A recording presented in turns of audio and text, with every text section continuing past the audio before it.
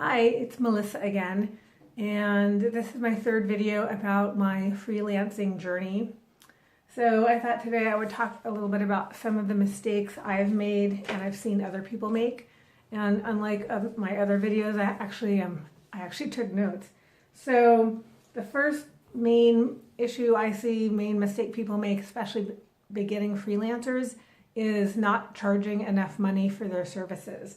So I think this happens because we believe we need to undercut the competition so that people will want to work with us, especially if we don't have a really strong portfolio. But and I still struggle with this, so I'm not I'm not judging anybody, but it is hard to ask for what we're worth. And the research I've seen is that actually charging more gives you a better perception of value by the customer. So if you're really, really cheap, they don't respect you as much. They don't think you know what you're doing as much. And you also don't really want to work with cheap people because they'll argue with you about the money. They are often more demanding, ironically, as customers. So I would recommend going, figuring out in your industry what the market rate is and charging that. And it might be scary because you are afraid that people are going to say no. But if people say no, that just means there's room for the next person who will say yes. And people who don't want to pay you what you're worth aren't really the customers you want anyway. You want clients who are going to respect you, going to respect your time. So just think of every no because you're too expensive. Just think of that as a yes, with the next person who's going to actually respect you. So let's see, and then another one is, and this is especially true of introverts, I think, and I'm an introvert. Can be kind of shy, and I really am a homebody. So I tend to isolate myself because I work at home. I can just basically stay by myself for like days, right? And I find that it sometimes starts to make me depressed and lonely.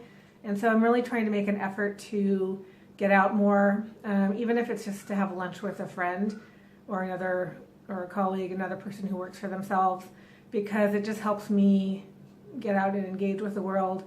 And also networking events are really important.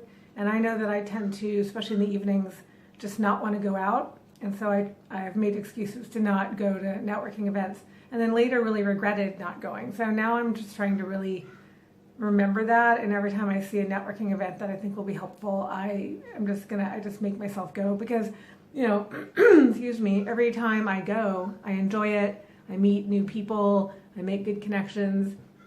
I usually learn something. So I just try to fight that impulse to isolate myself.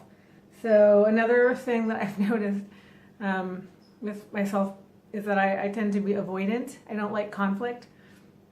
And I've had a couple clients where some stuff came up and have had to fight my tendency to not want to open that email because it's going to be scary.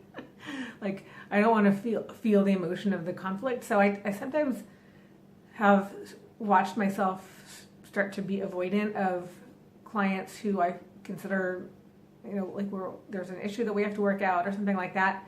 So I just really fight that as well, because you really need to come off as a professional person in order to get, to keep your business going.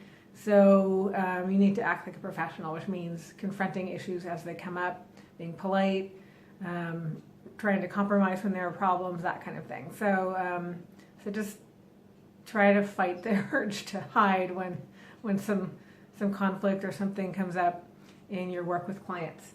So another one, and this is just something I've seen other people do. I haven't done this because of the work that I used to do. I used to negotiate contracts for my work, so I know how important they are. But I do see a lot of freelancers, especially new ones, not work with a contract, and that's really dangerous. A contract protects both you and your customer or client. And it sets out exactly what the agreement is, exactly what the payments are supposed to be, exactly when those are due. Maybe it might set out a timeline for who delivers what and at what time. And it really cuts down on disagreements and misunderstandings. So I really recommend getting a contract for every client. I know I've sometimes been not so great about it, especially if a client's coming back to me after we signed a contract, but now they want something else done. I sometimes will not get them to sign a second agreement or revise the contract. So, and I really shouldn't do that because it's just a good idea to have everything on paper, everything legal. So if there's any problem, even if you know the person and you like them and you trust them, something might come up, who knows. So it's just good to get protection like that. And what I did is I just found a contract for my industry on the internet, and I just revised it based on my needs and what I wanted to see reflected in the contract. So, just find one on the internet, find people in your industry who know about contracts, or even an attorney if you can afford that, just to make sure that you're protected and that your client is also protected. So let's see. Another one, and this is one of the things I hear people say when they just say, "Oh, I couldn't possibly be a freelancer. I couldn't possibly run a business because there's so many other people doing what I do or what I want to do. So there's no way I couldn't do it." And this is sort of a myth because it's a scarcity fallacy. The truth is that if you're good at what you do, you're always going to find clients. You're even going to find them if you're bad at what you do, frankly. If you just try hard enough. And this is where networking again comes in. But, and you can also look at what I did when I was starting out is I really looked at my competition, like other people who were doing what I was doing. And I even had a spreadsheet and I really focused on what I offered that was different from what they offered or something that I was doing that was better than what they were doing. And I just really focused it in my mind that, I have something to offer that these others aren't offering. So you can do that and just, and then you can work on, when you do your advertising or do your pitching or whatever, you have something to say to the customer or client about why you're different from the competition. And then right there you have an advantage in terms of getting new clients. So don't be intimidated by the fact that other people are doing what you're doing. There's lots of people doing lots of things in the world, and there's always room for somebody like you who's doing it differently or better or has a different focus. And once you know what your superpower is, what you offer, it's going to be a lot easier to find the clients that you want to work with. So if you're thinking to yourself, I can't do this because other people are doing this better than me, I just stop thinking that because it's not true. Or put it in the back of your mind, because that's not true.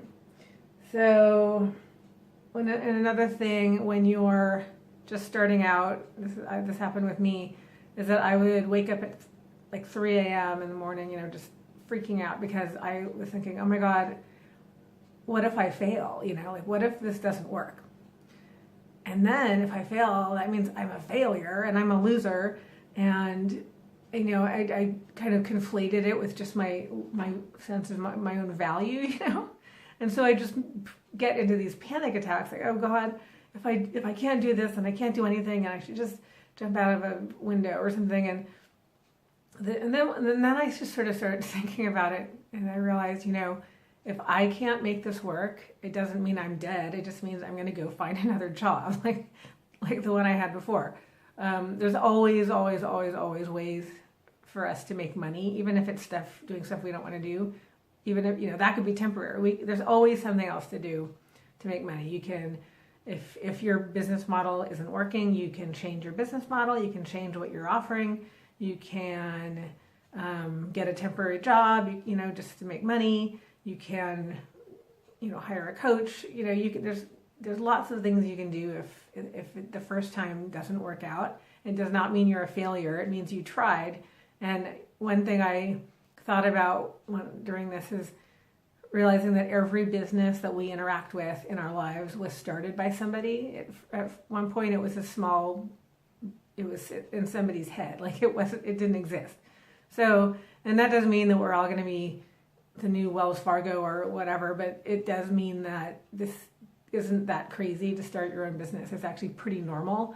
I think we're trained in this culture that corporations are some godly presence, and we have to work for them, toil for them, because there's no other way, and that's simply not true. There's so many ways to make money and to make a living, and all the businesses in the world were started by somebody. So yours can be too.